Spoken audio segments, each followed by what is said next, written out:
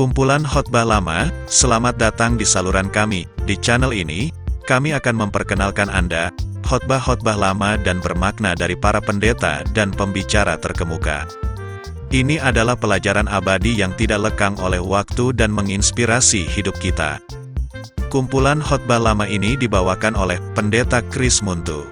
Khotbah lama ini diabadikan pada hari Rabu, tanggal 3 Desember tahun 2003. Khotbah ini sudah berumur 21 tahun, namun firman Tuhan selalu baru dan tidak pernah usang. Ayat nats khotbah diambil dari Amsal pasal 4, ayat 23. Tema pada kali ini tentang menyambut Kristus dengan hati yang bersih. Akhir kata, jangan lupa channel kami, like dan subscribe dan bagikan video ini kepada mereka yang Anda cintai. Mari bersama-sama tumbuh dalam iman dan menjadi berkat orang di sekitar kita. Tuhan memberkati. Production 2024.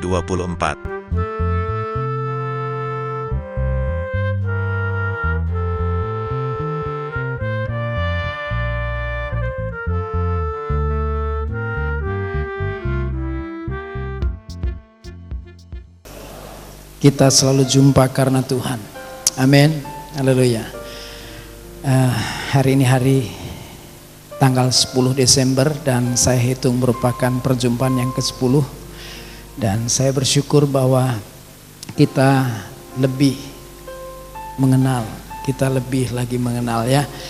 Terlebih dengan hadirnya Pak Gideon mewakili saudara beberapa waktu yang lalu ke rumah dan sekaligus membuktikan bahwa apa yang Allah kerjakan dalam hidup kami sekeluarga betul-betul sebuah kenyataan. Pak Gideon sempat ke rumah saya dalam rangka persiapan perjalanan pekabaran Injil ke Sumatera beberapa waktu yang lalu.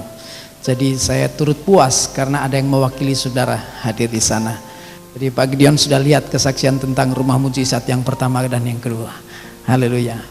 Baik saudaraku, kita ini sudah berada di bulan ke-12, bulan di mana perayaan Natal tidak hanya di Nusantara dilaksanakan, tapi bahkan di seluruh pelosok dunia. Jadi firman Tuhan malam hari ini ada keterkaitan dengan peristiwa kelahiran Tuhan. Kalaulah saya harus memberikan tema, maka tema malam hari ini menyambut Kristus dengan hati yang bersih. Mari kita lihat Amsal 4. Amsal 4 ayat yang ke-23.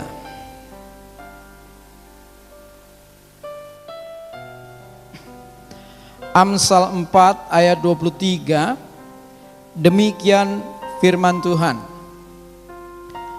Jagalah hatimu dengan segala kewaspadaan. Mengapa? Karena dari situlah terpancar kehidupan. Sekali lagi, Amsal 4 ayat 23. Jagalah hatimu dengan segala kewaspadaan, karena dari situlah terpancar kehidupan. Haleluya. Sudah kasih dalam Tuhan, setiap kita yang ada di ruangan ini boleh saya asumsikan bahwa kita pernah memproklamasikan iman, berarti pernah mengalami proses kelahiran Yesus Tuhan secara rohani ya. Peristiwa kelahiran Tuhan secara jasmani sudah terjadi 2000 tahun yang silam. Peristiwa kelahiran Yesus secara rohani dalam diri kita per pribadi. Pasti setiap kita pernah membuka hati hidup kita, kemudian mengundang Yesus masuk sebagai Tuhan dan Juru Selamat. Itu peristiwa kelahiran Yesus secara pribadi dalam diri kita masing-masing. Nah pertanyaannya adalah, adakah Yesus yang lahir tetap hadir? Jangan sampai kita sudah pernah mengalami proses kelahiran Yesus Tuhan, namun sayang Yesus yang lahir tadi tidak tetap hadir dalam hidup ini.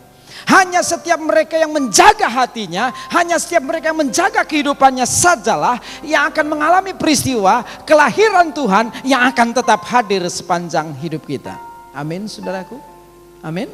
Kalau saya amati suasana hati memang sangat menentukan dalam segala sesuatu. Ya. Saya berikan gambaran yang akhir-akhir ini nampak dalam hiasan dinding. Saya tidak tahu Anda sudah pernah membelinya atau belum. Kalau Anda lihat di toko buku Kristen, Anda satu ketika akan menemukan sebuah hiasan dinding yang diberi judul hati.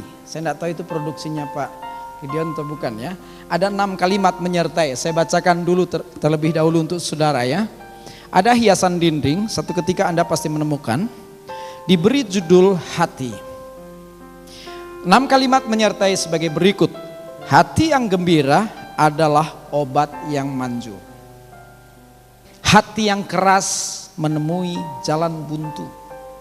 Hati yang lembut mendatangkan sahabat. Hati yang loba menciptakan perangkap.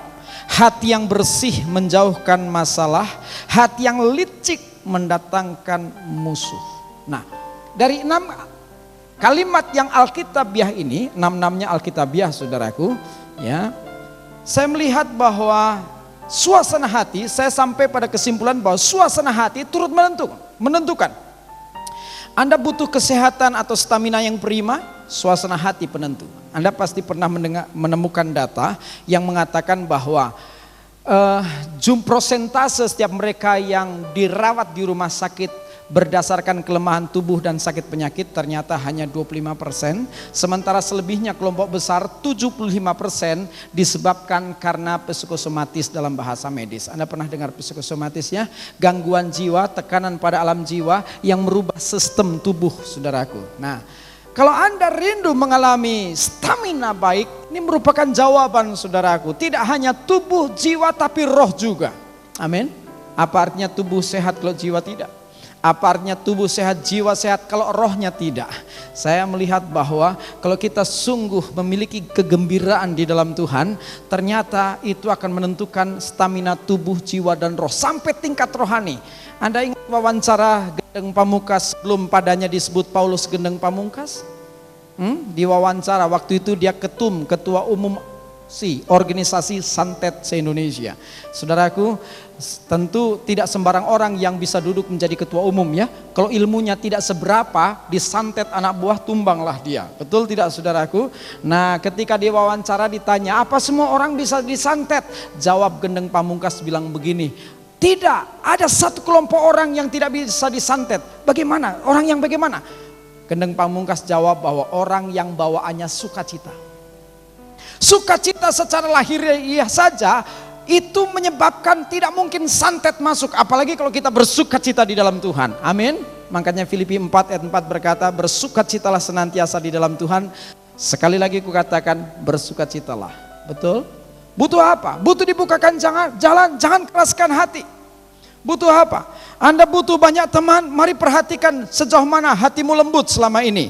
Anda butuh mengalami kesejahteraan, ya kalimat yang keempat, jangan punya hati yang loba, hati yang tamak, karena hati yang tamak menciptakan perangkap. Nah, sebagian orang kadang lupa, saking semangat kerja, semangat usaha, dan ternyata dia sudah mulai tamak, mamon sudah mulai menguasai dirinya. Nah, kalimat kelima memang yang akan bicarakan nanti, hati yang bersih menjauhkan kita dari permasalahan. Kalimat-kalimat ini mengatakan bahwa suasana hati itu turut menentukan. Dan Amsal 4 ayat 23 sebenarnya akhir-akhir ini sangat populer, tapi bukan kalangan Kristen yang mempopulerkannya. Ya, selama genap 1 bulan diperdengarkan melalui sebuah lagu. Ya, kalangan Ramadan terus memperdengarkan lagu ini. Jagalah hati, jangan kau nodai. Jagalah hati, lentera hidup ini. Cek cing cek cing cek cing. Cek cing cek cing cek cing. Ya, ternyata ada di Amsal loh saudaraku. Saudara hafal lagu itu? Anak saya seringkali keluar kamar nyanyi, jagalah hati, jangan kau nodai. Apalagi kalau ada yang mau marah, kalau pas ada yang mau marah langsung dia nyanyi, jagalah hati. Nggak jadi marah saudaraku. Nah, saudara kasih dalam Tuhan, apa yang diperdengarkan itu selama 1 bulan ternyata ada di Amsal 4 ayat 23. Kalau kalangan Ismail saja menyadari betapa indahnya, apalagi setiap kita. Amin saudaraku. Betul? Dalam 1 Samuel pun jelas, Tuhan bukan melihat bagian sisi luar yang bersifat lahiriah, tapi Tuhan melihat hati kita. Betul? Nah, saya hanya membicarakan 1 kalimat di antara 6 kalimat tadi, saudaraku. Tadi kalimatnya memang menarik karena hati yang bersih menjauhkan kita dari masalah. Nah, ingat kembali apa tema kudus yang pernah kita bicarakan. Sebenarnya memang Allah tidak punya rancangan masalah. Betul tidak? 5 hari berakhir dengan kata baik dalam proses penciptaan. Klimaks hari ke-6 berakhir dengan sungguh amat baik. Tidak ada rancangan masalah di sana. Betul? Nah, manusia mulai bermasalah ketika melakukan pelanggaran, ketika jatuh dalam dosa. Bahkan ini disebut sebagai masalah yang terbesar, karenanya manusia terpisah dari Allah. Dan bersyukur saya bahwa ada kesempatan, ada peluang kalau kita menjaga hati kita. Sebab kita akan menyatu dengan Tuhan. Ini bicara tentang Yesus yang lahir dan tetap hadir. Amin, saudaraku. Sayangnya sebagian kekristenan tidak terlampau menjaga hati. Sehingga sebagian diantaranya dicemari dengan keangkuhan, kecongkakan, ketamakan, kemarahan, iri dengki, dan lain sebagainya. Kalau sampai kekristenan tidak menjaga hati, maka setidaknya ada 3 keadaan yang muncul di dalam kehidupan kekristenan kita. Mazmur 51 ini keadaan yang pertama, ya. Mazmur 51 pada ayat 6, 7 dan 8 menjelaskan begini. Mazmur 51 ayat 6, 7 dan 8. Terhadap engkau sajalah aku telah berdosa dan melakukan apa yang kau anggap jahat. Supaya ternyata engkau adil dalam putusanmu, bersih dalam penghukumanmu. Sesungguhnya dalam kesalahan aku diperanakan, dalam dosa aku dikandung ibuku. Sesungguhnya engkau berkenan akan kebenaran dalam batin, dan dengan diam-diam engkau memberitahukan hikmat kepadaku. Sudah kasih dalam Tuhan, kalau kekristenan tidak menjaga baik-baik hidupnya, tidak heran kita mudah sedih, kita mudah dikejar rasa bersalah. Hal yang kedua, apa yang akan tampil dalam kekristenan? Catat saja ayatnya. Kalau sampai kita tidak jaga hati kita, dalam Yeremia 49 ayat yang ke-16, maka hati ini cenderung congkak dan sombong, saudaraku. Dan yang ketiga, kalau kekristenan tidak menjaga hati kita, lihat dalam Roma 2 ayat yang kelima. Roma 2 ayat yang kelima mengatakan, ada bagian yang kita baca, ada bagian kita lewati untuk menghemat waktu. Dikatakan bahwa tetapi oleh kekerasan hatimu yang tidak mau bertobat, engkau menimbun murka atas dirimu sendiri pada hari waktu mana murka dan hukuman Allah yang adil akan dinyatakan. Nah, kekristenan kalau sampai tidak menjaga hatinya bersih, kekristenan kalau hidupnya dicemari dengan keangkuhan, kebencian, ketamakan, keduniawian, kecemburuan, keegoisan, iri dengki, amarah, maka 3 keadaan ini akan mewarnai hati manusia walau dia mengaku diri percaya. Nah, pertanyaannya adalah mengapa hati itu harus kita jaga agar tetap bersih? Ternyata hati menjadi sumber dari 4 perkara. Yang pertama, Yohanes 14 ayat yang pertama mengatakan bahwa hati itu sumber kegelisahan. Ya, kalau kita tidak sepenuh percaya kepada Tuhan, ya, kita tidak menjaga kehidupan, maka inilah yang akan terjadi. Petunjuknya ada di Yohanes 14 ayat yang pertama, janganlah gelisah hatimu, jangan gelisah hatimu. Percayalah kepada Allah, percayalah juga kepadaku. Kalau kita sepenuh percaya, pasti kita jaga kehidupan kita. Betul? Betul, hati itu pusat kehidupan. Ayat ini memberikan petunjuk bahwa kalau kita sampai tidak sepenuhnya di dalam Tuhan, maka tidak heran hati kita mudah cemas, khawatir, takut. Aneh kalau kita ngaku percaya, tapi mudah gelisah dalam hatinya. Yang kedua, kenapa hati harus dijaga untuk tetap bersih? Ternyata hati itu sumber dari berbagai keinginan. Dan kalau kita bicara tentang keinginan manusia, cenderung memuaskan keinginan daging. Roma 10 ayat yang pertama, ini contohnya memang positif. Dikatakan begini, saudara-saudara, tulisan Rasul Paulus ya, keinginan hatiku dan doaku kepada Tuhan ialah supaya mereka diselamatkan. Nah, ini hal yang kedua. Kalau kekristenan tidak menjaga hati, maka waspada. Lihat bahwa ada keinginan manusia yang bersifat lahiriah yang akan terus tampil ke permukaan. Dan kita selalu sadar bahwa keinginan kemanusiaan itu cenderung melanggar kehendak Tuhan. Betul enggak? Betul? Keinginan manusia cenderung melanggar kehendak Tuhan. Puji Tuhan, kalau Anda semakin dewasa rohani, matang dalam iman, sebab Anda lebih menghindar dari pelanggaran. Anda menjauh dari tingkah laku dosa. Betul tidak, saudaraku? Yang ketiga, kenapa hati harus kita jaga untuk tetap bersih? Karena hati sumber ketaatan. Petunjuknya nampak pada Roma 6 ayat yang ke-17. Roma 6 ayat yang ke-17 berkata, tetapi syukurlah kepada Allah, dahulu memang kamu hamba dosa, tetapi sekarang kamu dengan segenap hati telah apa? Telah mentaati pengajaran yang telah diteruskan kepadamu. Kita tidak mungkin segenap hati taat kalau kita tidak jaga sepenuhnya, saudaraku. Kenapa? Karena kehendak Tuhan tidak selalu enak untuk kita jalani. Betul? Apa kehendak Tuhan selalu enak untuk kita laksanakan? Ternyata tidak. Betul tidak, saudaraku? Tapi percayalah, kalau kita tetap taat dengan sepenuh hati, di balik ketaatan kita tidak hanya kemuliaan, berkat Tuhan pun menanti. Amin. Saya lihat bahwa kehendak Tuhan satu ketika tidak enak, bahkan berat untuk dilaksanakan. Saya berikan contoh yang baru saja terjadi. Oleh kemurahan Tuhan, dalam sebulan terakhir saya laksanakan perjalanan pekabaran Injil. Saudara kasih dalam Tuhan, kalau kita mengadakan perjalanan pekabaran Injil, nggak mungkin tangan kosong. Betul tidak? Ada pelayanan diakonia, sudah tentu. Tapi juga ada pelayanan, artinya dukungan kesejahteraan untuk teman-teman hamba Tuhan pedesaan. Dan seperti yang Pak Gideon juga turut terlibat ya, untuk 1 di antara 4 saya nyaris tanpa beban. Kenapa? Pak Gideon terlibat dan banyak teman-teman pendeta di sana diberkati, saudaraku ya. Kalau kita ke pedesaan, kita sering siapkan amplop persembahan kasih yang rata-rata untuk para gembala sidang kita sisipkan di sana cepek ceng. Ya, cepek ceng pedesaan banyak loh, saudaraku. Kenapa? Karena persembahan mereka rata-rata cepek tun. Ya, itu kalau sampai kantong persembahan pakai kaleng rame, pelentang begitu ya. Jadi kalau ada dukungan 100.000 itu wow, itu bisa bikin dengkul dilipat dan pujian syukur naik, saudaraku. Wah, luar biasa. Nah, saudara kasih dalam Tuhan, dalam 1 bulan terakhir ini 4 perjalanan pekabaran Injil. Namun di sela-sela perjalanan pekabaran Injil, satu ketika belum lama ini ditelepon oleh satu keluarga. Saudaraku, satu keluarga ini latar belakangnya kaya. Tahu dari mana? Dia punya rumah pribadi di real estate yang terpandang di kota Jakarta. Saya sekarang menghindar menyebut nama sebab berulang kali saya sebut nama tempat, orangnya mudah ditemukan. Jadi sekarang menghindar ya. Daripada saya kena tegur ya. Oke, jadi lebih baik saya hindari saja. Pokoknya real estate ternama. Sudah gitu, anggota keluarga punya mobil, bapak sudah tentu, ibu punya, dan anak untuk berangkat ke kuliah juga punya. Oke, jelas bahwa nampak kaya bukan?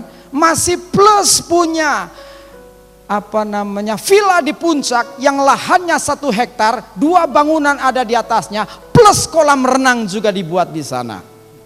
Orang kalau sampai punya villa itu biasanya uangnya lebih, betul? Kalau sampai orang bangun villa berdasarkan fasilitas kredit perbankan, konyol kan? Jarang orang begitu ya. Biasanya orang kalau sampai punya villa itu benar-benar berlebih uangnya. Oke, ini bicara latar belakang. Keluarga ini telepon ke rumah, dan biasa kalau telepon pembicaraan pembukaan tuh ngobrolnya sana sini. Wah. Oke, beberapa menit kemudian di antara pembicaraan tiba-tiba bilang, bisa bantu saya? Nah, hamba Tuhan kalau ditanya bisa bantu kan ramah, bantu apa? Nah, gitu ya. Kalau diminta bantu pemulihan untuk pribadi, keluarga, atau pelayanan mimbar dan seterusnya, tentu ya, pokoknya diatur sedemikian rupa supaya bisa terlaksana. Begini, anak saya mau kuliah, tapi duitnya kurang. What? My God. Wow, Anda tahu dong yang namanya daftar kuliah di Jakarta mahalnya minta ampun. Sembari berpikir, wah pendeta akhir zaman nih begini modelnya. Tidak hanya diminta untuk memenuhi kebutuhan rohani, termasuk kebutuhan finansial. Lama-lama tiap pendeta punya BPR kali ya, bank itu loh, perkreditan rakyat. Oke, ya terus disebutlah sebuah jumlah, dan saya mesti mengatakan jujur ya, tapi saya nggak bilang bahwa saya baru saja melaksanakan beberapa PI. Saya hanya bilang begini, tidak ada dana sebanyak itu. Begini sajalah, bukan saya tidak mau bantu, begini saja. Saya akan jual 1 mobil, nanti dana dari penjual mobil saya akan ambil, kemudian saya serahkan. Jadi saya ngomong belak-belakan, duit memang tidak ada, tapi bukan berarti tidak mau bantu. Oke, saya jual kendaraan, nanti dari uang itu saya ambilkan sebagian, kemudian saya serahkan, ya. Rancangan saya adalah setelah dijual ambil sebagian kan masih ada sisa. Ini buat DP, jadi mobilnya tetap ada. Oke, dia setuju, tutuplah telepon. Prak. Setelah tutup telepon, Roh Kudus bilang begini, jangan dijual. Lalu gimana Tuhan? Kasih aja sama mobil-mobilnya. Hah? Wah, lah, wong jual mobil terus diambil sebagian aja udah cincai kok ya. Kok Roh Kudus bilang jangan dijual. Jangan dijual kemudian diambil. Serahkan saja sama mobil-mobilnya. Dia mau pakai, dia mau jual, terserah dia. Dalam hati, wow. Akhirnya Sabtu kemarin saya minta adik saya kirim. Sampailah Sabtu siang di sana dan hari Minggu saya sertakan BPKB-nya. Memang tidak selalu enak kehendak Tuhan untuk dilaksanakan. Tapi setelah hampir genap 20 tahun saya jadi hamba Tuhan, saya melihat di balik ketaatan, maka Tuhan menyatakan kemuliaan. Amin. Kita tidak mungkin taat dengan segenap hati kalau tidak kita jaga hati ini. Betul tidak? Jangan-jangan saya bilang begini, ini pasti bukan suara setan. Ini bukan suara Tuhan nih, setan ini pasti nih. Wong sudah bagus kon. Langkah yang pertama tadi, betul tidak saudaraku? Tapi kalau kita biasa dekat Tuhan, biasa bergaul dengan Tuhan, biasa jaga, kita bisa membedakan mana suara Tuhan, mana suara hantu. Amin. Amin. Kenapa hati ini harus kita jaga? Sumber kegelisahan yang pertama, sumber keinginan yang kedua, sumber ketaatan yang ketiga, dan yang keempat, sumber tindakan. Artinya semua proses pengambilan keputusan juga adanya di sana. Matius 12 pada ayat yang ke-33 hingga yang 35 mengatakan begini. Jikalau suatu pohon kamu katakan baik, maka baik pula buahnya. Jikalau suatu pohon kamu katakan tidak baik, maka tidak baik pula buahnya. Sebab dari buahnya pohon itu dikenal. Betul tidak saudaraku? Kita akan mengatakan sebuah pohon baik berdasarkan buah yang kita petik. Kalau buah itu baik menurut kita, maka kita langsung berkata pohon itu pun baik. Betul? Oke, lanjut. Hai kamu keturunan ular beludak. Keras sekali ayat ini. Bagaimanakah kamu dapat mengucapkan hal-hal yang baik sedangkan kamu sendiri jahat? Karena yang diucapkan mulut meluap dari hati. Orang yang baik mengeluarkan hal-hal yang baik dari perbendaharaannya yang baik, dan orang yang jahat mengeluarkan hal-hal yang jahat dari perbendaharaannya yang jahat. Nah, saudara dalam Tuhan, apa yang kita katakan, apa yang kita lakukan menunjukkan suasana hati. Ya, menunjukkan suasana hati. Saya merasa bahwa siapapun kita sebelum berkata-kata ada sebuah proses pengambilan keputusan. Sebelum bertindak ada sebuah proses, ada sistem yang bergerak di sana untuk sampai pada kesimpulan, ya ini kulakukan. Betul tidak? Rasanya tidak lazim kalau orang satu ketika mengatakan sesuatu kemudian tidak disetujui oleh lingkungan. Kok kamu bilang begitu? Tahu tuh, ini mulut mangap aja. Orang berbuat sesuatu begitu ditegur, kok kamu bikin itu? Aduh nih tangan jalan sendiri nih. Orang ngerampok, sorry hilaf, sorry nggak sengaja. Mana bisa? Makanya ada perundangan, diminta pertanggungan jawab. Karena ada proses pengambilan keputusan. Setiap kita harus mempertanggungjawabkan apa yang kita katakan, apa yang kita lakukan. Betul tidak saudaraku? Betul? Kenapa hati harus kita jaga? Karena dia sumber tindakan. Proses pengambilan keputusan ada di sana. Nggak kebayang kalau kekristenan tidak jaga hatinya. Nggak kebayang. Mari lihat, kegelisahan akan muncul dengan sendirinya. Dengan mudahnya dia tampil. Keinginan yang merajalela akan menghancurkan kehidupan. Pelanggaran demi pelanggaran akan juga mencuat dari kekristenan. Dan proses pengambilan keputusan akan buruk dan kita tidak mungkin menghasilkan buah-buah kehidupan yang memuliakan Tuhan. Nah, saudara salam Tuhan, kenapa hati itu harus dijaga? Karena sumber kegelisahan, sumber keinginan, sumber ketaatan, sumber pengambilan keputusan atau tindakan. Nah, yang ketiga saya ajak Anda untuk menemukan apa saja yang mempengaruhi kebersihan hati kita. Setidaknya ada 3 hal yang turut mempengaruhi kebersihan hati manusia. Yang pertama, mari Anda temukan dalam Kisah Para Rasul 26. Kisah Para Rasul 26 ayat yang ke-18. Bagian yang pertama ini seringkali dianggap lazim. Kenapa? Dia sering tampil, saudaraku. Kisah 26 ayat yang ke-18 mengatakan, untuk membuka mata mereka supaya mereka berbalik dari kegelapan kepada terang dan dari kuasa iblis kepada Allah, supaya mereka oleh apa? Halo? Oleh iman mereka kepadaku memperoleh pengampunan dosa dan mendapat bagian dalam apa yang ditentukan untuk orang-orang yang dikuduskan. Yang pertama, yang turut mempengaruhi kebersihan hati ternyata iman. Dan Alkitab berkata, iman itu timbul berdasarkan pendengaran akan firman Tuhan. Amin. Berbahagialah setiap saudara kalau Anda sering duduk di aliran sungai kehidupan, mereguk manisnya firman air hidup yang adalah pribadi Tuhan. Jadi saya katakan kuasanya sangat sempurna dan tidak akan pernah kembali sia-sia. Amin. Kalau Anda senang mendengarkan firman, Anda rajin membaca dan merenungkan firman, maka terjadi transformasi pikiran Tuhan. Ingat, ada 2 tahap. Yang pertama, pencabutan sisi buruk di kepala kita, di otak kita, di pikiran kita. Namanya dianoia dalam bahasa Alkitab. Itu pencabutan sisi buruk di kepala, dicabut. Setelah bagian buruk dicabut, kemudian diberikan proses yang kedua. Dalam bahasa Alkitab diberi nama diamorfosa, pembenihan baru, ditebar benih baru. Nah, ini merupakan proses cuci otak, transformasi pikiran Kristus memasuki kekristenan. Kalau sampai pikiran Kristus masuk dalam diri kita, maka intervensi terhadap hati pun akan terjadi, hidup kita pun akan berubah. Amin. Berbahagialah kalau saudara rajin baca firman. Kalau Anda punya hobi, punya kesukaan membaca dan merenungkan firman. Kenapa?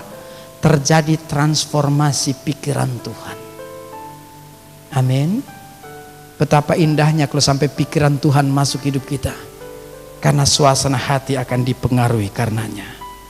Kalau pusat kehidupan kita berubah, pasti terpancar kehidupan lain yang jauh lebih indah. Betul? Yang kedua, apa yang turut mempengaruhi kebersihan hati kita? Di dalam 1 Petrus 1, pada ayat yang kedua, ini hal kedua yang akan turut mempengaruhi. 1 Petrus 1, ayat yang kedua mengatakan begini. 1 Petrus 1 ayat yang kedua. Yaitu orang-orang yang dipilih sesuai dengan rencana Allah, Bapa kita, dan yang dikuduskan oleh apa? Oleh roh, R-nya besar bukan? Berarti roh kudus, Yesus Tuhan. Supaya taat kepada Yesus Kristus dan menerima percikan darahnya. Nah, yang kedua, roh kudus. Ini bicara tentang kepekaan. Bicara tentang bagaimana kita intim bergaul dengan Tuhan. Sebab semakin kita dekat dengan Tuhan, maka kita punya pertahanan ganda. Ya, hati kita punya pertahanan ganda. Saya berikan contoh begini deh. Siapa tahu hadir seorang pria yang matanya jelalatan malam ini. Pria sebagian matanya jelalatan, saudaraku ya. Kalau dia jalan bersama teman, rasanya kebiasaan itu tetap aktif. Plotot sana, plotot sini, plotot sana, plotot sini. Oke. Bagaimana kalau teman tadi saya ganti Pak Gideon? Gimana? Siapa tahu di sini ada pria yang modelnya jelalatan gitu matanya, oke? Kalau sama teman matanya jelalatan, kalau jalannya sama teman. Kalau teman ini saya ganti dengan Pak Gideon, kira-kira matanya masih tetap jelalatan? Kalaulah masih, curi-curi. Ya, takut ketahuan Pak Gideon soalnya ya. Oke. Bagaimana kalau Pak Gideon saya ganti Ibu Nani? Halo. Wih, lebih ekstra lagi hati-hati. Oh jangan deh, jangan bahaya. Anda paham? Bagaimana kalau yang di samping kita Holy Spirit? Halo, bukankah kita akan punya pertahanan ganda? Hati ini akan tetap terjaga. Betul saudaraku? Semakin kita dekat dengan Tuhan. Ya tadi bicara ada berada di gunung Tuhan. Anda tidak mungkin tetap berada di gunung Tuhan kalau tidak jaga pusat kehidupan. Kalau Anda tidak jaga hati ini. Anda boleh ngaku Yesus pernah lahir dalam diriku, tapi belum tentu tetap hadir dalam dirimu. Belum tentu. Belum tentu. Ingat, pada hakikatnya Allah kudus. Allah itu kudus, itu pada hakikatnya. Betul? Dan kita baitnya. Kalau Allah kudus, kita kudus, match enggak? Kelihatannya enggak match ya. Betul enggak? Halo? Oke. Kalau Allah kudus, kita kudus, nyambung. Ada keselarasan, ada harmonisasi dalam kehidupan. Amin, saudaraku. Haleluya. Jadi, mari berikan penghargaan tidak hanya terhadap iman yang mengalami proses pertumbuhan, namun yang kedua, bergaul intim, dekat dengan Tuhan. Sebab semakin kita dekat dengan Tuhan, maka hati ini akan semakin terjaga. Saya kasih contoh nih, minggu lalu hampir saya gagal total. Ya, kan kalau di Jakarta saya kasih gambaran, kalau pelayanan daerah saya lebih ringan karena per hari Minggu hanya 4, paling banter 5 kali khotbah. Ya, yang di luar kota khotbahnya padat itu Makassar. Ya, Makassar. Makassar kalau pas melayani di Betani Makassar itu 8 kali khotbah, jaraknya hanya per 1 jam.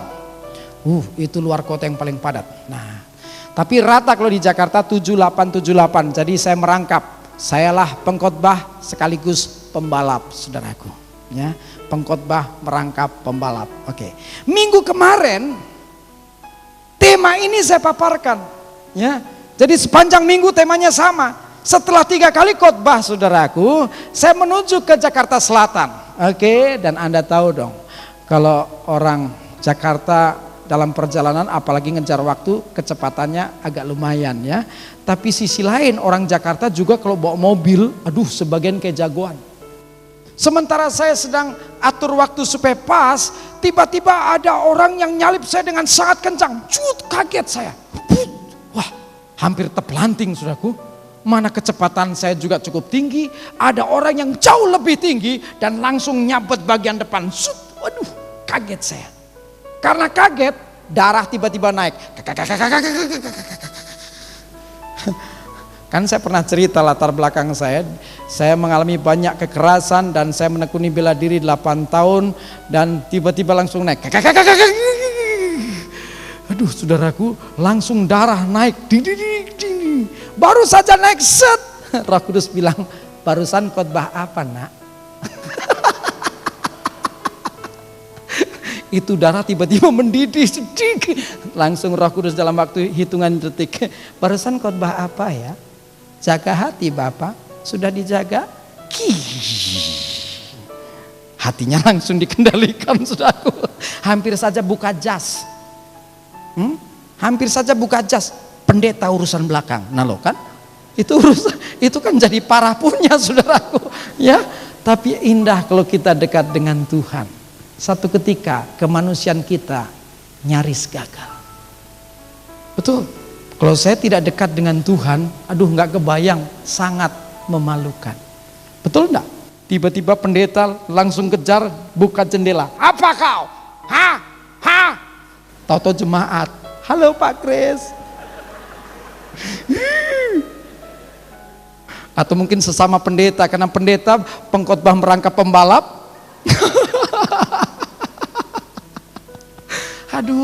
Hanya dalam hitungan detik langsung Roh Kudus tegur. Zem. Dan kalau Tuhan yang bicara, powernya jelas. Betul tidak, saudaraku? Ada kuasa di sana. Berbahagialah Anda kalau dekat dengan Tuhan. Karena kau punya pertahanan ganda.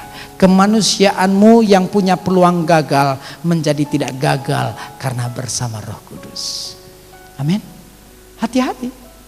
Karena sumber 4 tadi, sumber kegelisahan, sumber keinginan, amarah kan termasuk keinginan manusia ya. Betul? Sumber ketaatan, sumber pengambilan keputusan. Kalau sampai tidak dijaga, nggak kebayang hidup manusia. Oke? Yang ketiga, apa yang turut mempengaruhi kebersihan hati? Ternyata perlengkapan kuasa. Ya. Filipi 3 ayat yang ke-21. Filipi 3 ayat yang ke-21 mengatakan begini. Yang akan mengubah tubuh kita yang hina ini. Ya, cara Alkitab membahasakan tubuh kita yang hina ini. Mengapa? Karena tubuh ini masih punya dorongan untuk berbuat dosa. Ya, kalau kita percaya Tuhan tidak injek bumi, mungkin tidak jadi masalah. Ternyata setelah kita percaya Tuhan, posisi kita, keadaan kita masih darah dan daging. Dalam darah dan daging ada kedagingan. Dalam kedagingan kata Alkitab ada kuasa dosa. Karena dia masih punya keinginan untuk berbuat dosa. Cara penyebutannya tubuh yang hina ini. Unsur kemuliaan belum 100%. Ya, cara membahasakannya masih tubuh yang hina ini. Lanjut kalimatnya. Bagaimana tubuh hina ini mengalami proses kemuliaan? Sehingga, saya baca lagi ya. Yang akan mengubah tubuh kita yang hina ini. Sehingga serupa dengan tubuhnya yang mulia. Bagaimana caranya? Menurut kuasanya yang dapat menaklukkan segala sesuatu kepada dirinya. Haleluya. Ya. Kita yang tubuhnya hina ini akan mengalami sebuah proses. Bisa seperti tubuh Tuhan yang penuh dengan kemuliaan. Kalau kuasa Tuhan, Anda masih ingat Kratos? Masih ingat? Ada pada kita sehingga semua kelemahan manusia di bawah telapak kaki kita. Nah, anjurannya adalah mari belajar mengandalkan Tuhan. Ya, dalam segala sesuatu mari libatkan Tuhan untuk dia beracara. Amin. Sebab kalau engkau terus mengandalkan Tuhan, kalau engkau terus mengundang hadirat Tuhan, saya percaya tepat pada saatnya Kratos Tuhan berikan. Ya, ini kan kuasa yang keempat. Yang pertama untuk eksusia, untuk memilah, untuk membedakan kita antara kita yang percaya pada Tuhan dengan orang di luar sana yang belum percaya kepada Tuhan. Namun sekaligus memperlengkapi agar kita mampu memenangkan jiwa. Yang kedua, setelah eksusia, dunamis. Untuk kita menjadi umat percaya yang bisa dipercaya sehingga kuasa Tuhan yang membuat kita mengalami kedahsyatan hadir di sana. Amin, saudaraku. Yang ketiga, energo. Ini sifatnya merawat, mempertahankan. Dan yang keempat sekarang Kratos yang membuat semua kelemahan manusia ada di bawah telapak kaki kita. Kalau kita terus berusaha mengandalkan Tuhan, tepat pada saatnya Kratos Tuhan berikan. Ini yang dinamakan perlengkapan kuasa. Kita tidak mungkin mengendalikan seluruh hati kita, suasana hati kita, kalau kita tidak diperlengkapi dengan kuasa Tuhan. Betul tidak? Betul? Emangnya gampang menguasai hati ini kalau tidak dibela oleh Tuhan, kalau tidak diperlengkapi oleh Tuhan. Ada 3 hal yang akan mempengaruhi suasana hati. Yang pertama, iman. Yang kedua, Holy Spirit, Roh Kudus. Yang ketiga, yang keempat, perlengkapan kuasa. Dan sekarang yang keempat, kita yang terus berseru kepada Tuhan. Ya, jadi sikap kita harus terus berseru kepada Tuhan. Dalam 1 Korintus 1 ayat yang kedua. 1 Korintus 1 ayat yang kedua berkata, kepada jemaat Allah di Korintus, tidak hanya yang di Korintus, yaitu mereka yang dikuduskan dalam Kristus Yesus dan yang dipanggil menjadi orang-orang kudus, dengan semua orang di segala tempat, artinya anak-anak Tuhan di seluruh dunia yang berseru kepada nama Tuhan kita Yesus Kristus, yaitu Tuhan mereka dan Tuhan kita. Jadi kita terus berseru, minta Tuhan terlibat, berseru, minta Tuhan berikan kemampuan untuk kita mampu menjaga hati kita. Nah, yang keempat, bagaimana kalau satu ketika kita berhasil menjaga hati kita? Ya, bagian yang keempat saya beri judul, bila hati kita bersih, apa yang akan terjadi? Mazmur 73 pada ayat yang pertama mengatakan begini. Harap sekali kita memang menjaga hati, sebab ini yang akan kita alami. Mazmur 73 ayat yang pertama dikatakan, sesungguhnya Allah itu baik bagi siapa? Bagi siapa? Bagi mereka yang tulus hatinya, bagi mereka yang bersih hatinya. Coba lihat cara membuka ayat. Sesungguhnya, ini sebuah penegasan. Kalau kita mau menegaskan sesuatu, ini sering kita lakukan. Sungguh loh, benar, betul tidak? Sesungguhnya, siapa mereka yang akan mengalami kebaikan Tuhan sepenuh? Mereka yang tulus hatinya dan yang bersih hatinya. Ini satu kesatuan. Tulus dan bersih, ini satu kesatuan.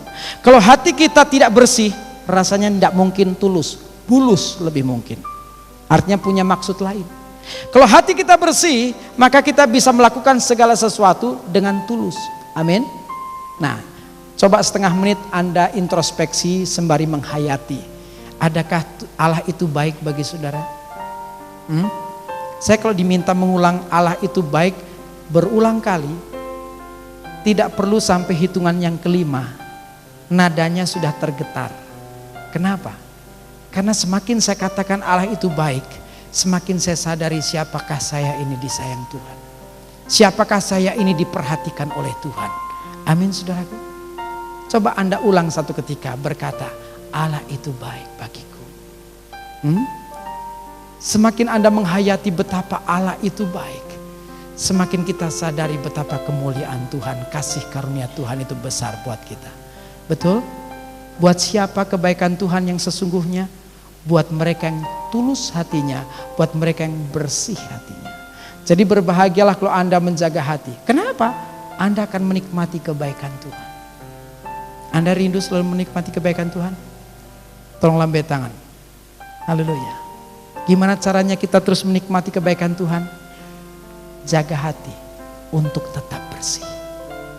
Amin. Haleluya. Kalau hati kita bersih, mari adakan sekali lagi perbandingan. Maka betapa nyamannya hidup ini. Gak usah orang lain yang kita bandingkan, diri kita saja kita bandingkan. Ketika kita cenderung melakukan pelanggaran, ketika kita menjaga kehidupan, mana yang nampak lebih sejahtera? Kalau kita cenderung melakukan pelanggaran, ketika kita menghadap dikejar rasa bersalah, ketika kita menghadap rasa tidak layak, ketika kita mengajukan permohonan rasa kehilangan hak. Tapi kalau kita jaga hati kita, ketika kita menghadap, kita rasakan lawatannya. Ketika kita minta, kita sadar hak istimewa, hak prerogatif sebagai ahli waris. Betul tidak? Betul? Berbahagialah kalau Anda jaga hati. Kenapa? Karena engkau akan menikmati kebaikan Tuhan. Yang kedua, kalau hati kita bersih, masih di Mazmur yang sama, pada ayat yang ke-25, bagian A dan B menunjukkan adanya jaminan yang Tuhan berikan. Siapakah gerangan ada padaku di sorga selain engkau? Selain engkau tidak ada yang kuingini di bumi. Ayat ini rasanya banyak di antara kita yang sudah mengenal melalui sebuah lagu. Hanya kau milikku di surga. Amin. Tiada yang kuingini di bumi, hanya kau. Amin saudaraku. Kalau kita amat-amati, saya amati kalimat ini janggal. Kau milikku di sorga. Apa dasarnya kalau kita mengatakan kau milikku? Menurut saudara mana yang lebih tepat sih? Aku memiliki Tuhan atau aku dimiliki Tuhan? Yang tepat yang mana? Yang tepat kan aku dimiliki Tuhan ya? Kalau sampai Tuhan mengatakan bahwa kita miliknya, benar. Kenapa? Karena dia sudah lakukan di puncak salib Golgota. Kita sudah dibayar lunas dan kita milik Tuhan. Betul? Kalau kita yang berkata, kau milikku, dasarnya apa? Hanya kau milikku di sorga. Apa dasarnya? Ini bicara tentang jaminan yang Tuhan berikan agar satu ketika kita bersama Tuhan selama-lamanya. Amin. Tidak hanya di sorga jaminan itu Tuhan berikan. Termasuk ketika kita ada saat sekarang ini. Selain engkau tidak ada yang lain ku ingini di bumi. Itu bicara tentang keyakinan kita sebagai orang percaya mendapatkan segala sesuatu yang baik yang datangnya dari Tuhan. Ya. Yang kedua itu bicarakan jaminan yang Tuhan beri. Yang ketiga ayat yang ke-26 dikatakan, sekalipun dagingku dan hatiku habis lenyap, gunung batu dan bagianku tetaplah Allah selama-lamanya. Orang Kristen kalau merasakan kebaikan Tuhan, dia sadar banyak perkara indah yang Tuhan siapkan, baik sekarang pun mendatang. Maka ini akan bisa keluar dari hatinya. Sekalipun dagingku dan hatiku habis lenyap, gunung batu dan bagianku, tetaplah Allah selama-lamanya. Bukankah ini juga sebuah lagu? Sudah cukup lama kan?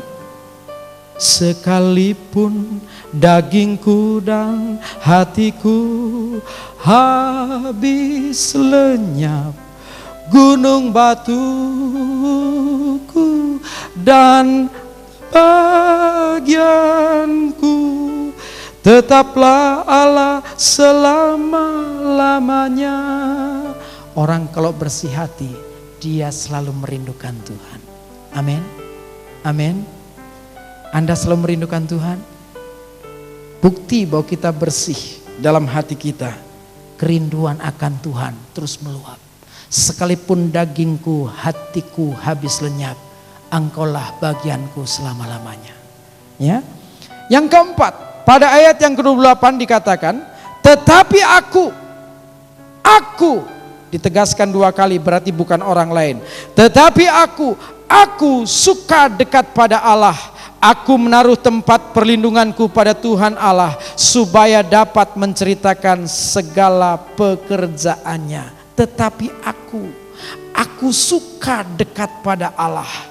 Jadi orang yang bersih hati, dia selalu dekat dengan Tuhan. Aku menaruh tempat perlindunganku pada Tuhan, supaya dapat menceritakan segala pekerjaannya. Ya, kalau dalam bahasanya Pak Gideon tadi, melalui lagu yang kita nyanyikan, Tuhan memenuhi hasratku. Betapa indah Tuhan. Amin saudaraku. Tuhan memenuhi keinginan hatiku. Dan orang kalau hatinya bersih, pasti keinginannya juga indah. Amin saudaraku. Ya, tentu Tuhan memenuhi hasrat. Haleluya. Dalam perjanjian baru lebih jelas lagi. Matius 5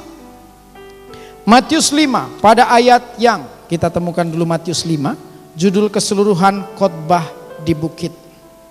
Matius 5.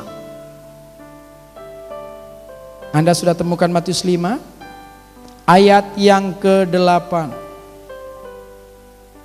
Coba kita baca bersama-sama. Matius 5 ayat yang ke-8. 2, 3.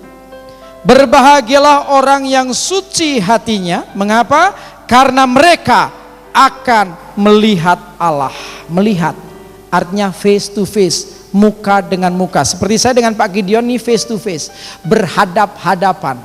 Tidakkah Anda rindu jumpa langsung dengan pribadi yang sangat kita kasih selama ini?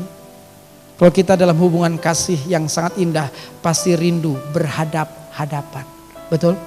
Beberapa kali saya layani satu keluarga yang hubungan keluarganya indah. Satu ketika sampailah anak dalam keluarga ini berangkat studi ke luar negeri. Karena mereka biasa dekat satu sama lain. Begitu si anak berangkat ke luar negeri, maka keduanya merasa kehilangan. Si anak merasa kehilangan orang tua, si orang tua merasa kehilangan si anak. Kenapa? Mereka punya hubungan kasih yang dekat. Dan seringkali masa libur itu sangat dinantikan. Begitu masa libur tiba, entah si anak pulang ke tanah air atau orang tua yang pergi ke negara di mana dia studi, maka ketika perjumpaan itu terjadi, kebahagiaan itu meluap. Dan begitu masa liburan selesai, maka si anak dilepas kembali, sebenarnya dengan berat, tapi demi masa depan anak itu akan tetap dilepaskan. Betul? Betul? Bukankah Yesus kekasih hati kita? Tidakkah engkau rindu face to face? Kalau kita sekarang mengaku jumpa Tuhan, itu dalam bentuk hadirat, itu dalam bentuk jamahan. Betul? Tapi tidak dalam pengertian face to face, melihat berhadapan muka. Orang yang suci hatinya, kata Alkitab, berbahagialah. Kenapa? Karena engkau akan melihat Allah. Nah, coba lihat kekristenan kita. Kita masuk di masa raya Natal. Yesus lahir, betul, untuk tetap hadir, belum tentu. Ingat pembicaraan kita tentang gadis bijaksana? 10-10-nya sudah punya pelita. 10-10-nya sudah punya petunjuk pulang ke sorga. Tapi sayang, 5 diantaranya yang disebut bodoh, tidak punya cadangan minyak dalam buli-buli. Dia tidak punya ketekunan di dalam Tuhan. Mari kita menjadi orang Kristen yang terus memperhatikan imanku bertumbuh apa tidak. Penentu yang paling besar dari pertumbuhan iman, kata Alkitab, mendengar akan firman. Ya, saya kalau baca firman, seringkali saya buka mulut. Karena Alkitab bilang mendengar. Betul tidak? Jadi kadang-kadang seperti anak SD ya. Karena kita baca bisa saja di hati. Tapi karena Alkitab berkata iman itu tumbuh berdasarkan pendengaran akan firman. Jadi mau gak mau tetap saya baca dengan suara yang diperdengarkan. Karena dengan saya membaca, memperdengarkan firman, maka kuasa firman akan bekerja. Amin. Jangan sampai masuk dalam 5 kelompok bodoh tadi. Anda pikir 10-10-nya masuk dalam pesta perjamuan? Tidak. Yang siap saja akan masuk ke ruang perjamuan. Bagi mereka yang tidak siap, ternyata walaupun kembali sudah punya minyak, pintu tertutup. Anugerah telah tertutup. Dan ketika pintu tertutup, tidak mungkin dibuka lagi. Tidak mungkin kita ketuk pintu sembari berkata, berikan 2 menit saja. Yang pertama untuk pengakuan iman, yang kedua pengampunan dosa. Tidak mungkin lagi dibuka. Ya, kita berada di bulan Desember, masa di mana kita mengenang kembali. Memang kalau dipertanyakan sebenarnya kapan sih Tuhan lahir, tidak ada petunjuk sebenarnya tentang kapan. Apa tepat tanggal 25 Desember? Tidak ada petunjuk sama sekali. Betul? Dan tentu sangat bisa dimengerti kalau eklesia tidak selalu mengadakan perayaan Natal. Sangat bisa dimengerti karena tidak ada ayat anjuran di sana. Tapi kalau dilaksanakan dalam rangka program pekabaran Injil bisa dimengerti. Kenapa? Karena ini sudah menjadi perayaan tidak hanya nasional tapi internasional, di mana kita punya peluang untuk mengundang tetangga, kita punya peluang untuk mengundang pejabat setempat, betul tidak saudaraku? Dan mereka akan dilawat oleh Tuhan. Kalau benar dalam rangka merayakan kelahiran Tuhan, tak seorang pun yang tahu kapan saatnya. Betul? Berarti kalau menurut Alkitab sebenarnya tidak terlampau penting. Kelahiran Tuhan secara lahiriah sudah 2000 tahun yang lampau. Tapi yang penting sekarang kelahiran Tuhan secara rohani dalam diri kita. Kita semua sudah menerima Yesus sebagai Tuhan dan Juru Selamat. Amin. Berarti Tuhan pernah lahir dalam kita. Amin. Tapi kalau dipertanyakan, adakah Yesus yang lahir tetap hadir? Apa jawabmu? Selama ini Tuhan tetap hadir. Hanya mereka yang menjaga hatinya bersih yang akan tetap dilawat Tuhan. Betul? Betul? Jaga hati. Karena dari hati ini terpancar kehidupan. Kalau kita tidak jaga, saya tidak yakin kemuliaan Tuhan dipancarkan dari kehidupan kita. Amin saudaraku. Kegelisahan akan selalu timbul, keinginan yang kemanusiaan yang merajalela timbul, ketidaktaatan timbul, pengambilan keputusan dan tindakan yang tidak memuliakan Tuhan juga timbul. Jaga hati agar Tuhan yang lahir tetap hadir dalam hidup ini. Berbahagialah setiap mereka yang suci hatinya. Kenapa? Karena mereka akan melihat Allah. Tuhan berkati. Mari kita tundukkan kepala.